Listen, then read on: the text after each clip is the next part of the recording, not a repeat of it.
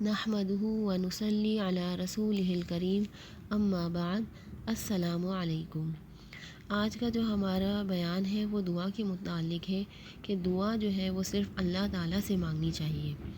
دعا کے متعلق آپ صلی اللہ علیہ وآلہ وسلم کا ارشاد ہے کہ دعا عبادت ہے اور دعا مومن کا ہتھیار ہے۔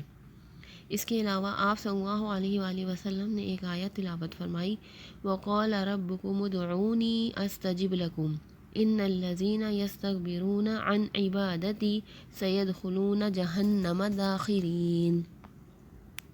ترجمہ: اور تمہارے پروردگار نے کہا کہ مجھے پکارو، میں تمہاری دعائیں قبول کروں گا۔ بے شک جو لوگ تکبر کی بنا پر میری عبادت سے منہ موڑتے ہیں وہ ذلیل ہو کر جہنم میں داخل ہوتے ہیں۔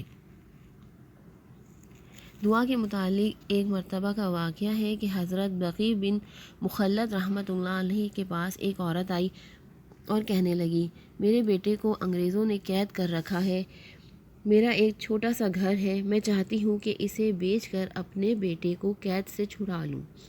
آپ کسی سے کہہ دیجئے کہ میرا گھر خرید لے، اس لیے کہ میرے دل کا سکون اور راتوں کا چین ختم ہو گیا ہے۔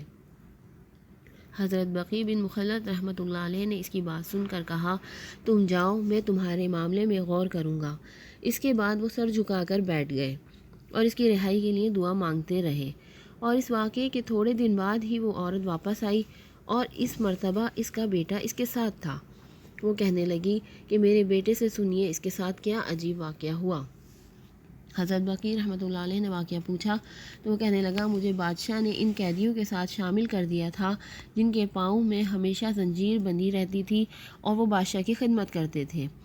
ایک دن میں اپنے ذمے کے کام کے لیے جا رہا تھا، پاؤں میں زنجیر بندھی ہوئی تھی، اچانک چلتے چلتے زنجیر پاؤں سے نکل گئی۔ مجھ پر جو سپاہی مقرر تھا وہ غصہ ہونے لگا کہ پاؤں سے زنجیر کیوں نکالی؟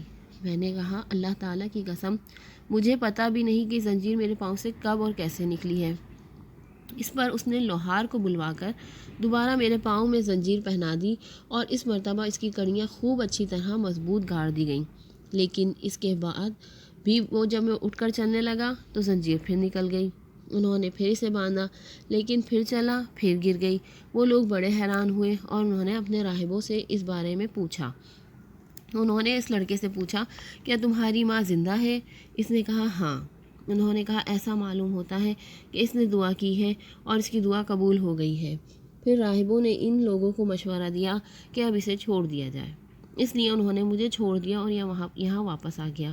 حضرت بقی بن مخلد رحمۃ اللہ علیہ نے زنجیر گرنے کا واقعہ پوچھا کہ یہ کس وقت ہوا تھا، تو اس نے وہی وقت بتایا جب انہوں نے اس کے لیے دعا کی تھی۔ تو دیکھیں ساتھیوں کہ دعا کے اندر اللہ تعالیٰ نے بہت اثر رکھا ہے اور دعا کو مومن کا ہتھیار بتایا گیا ہے، اس لیے دعا بہت توجہ اور بہت لگن سے مانگنی چاہیے، کیونکہ دعا سے جو ہے وہ تقدیر بھی بدل جاتی ہے۔ اور اب نیت کر لیں کہ روزانہ جو ہے وہ آپ 3 سے 4 منٹ دعا ضرور مانگا کریں گے۔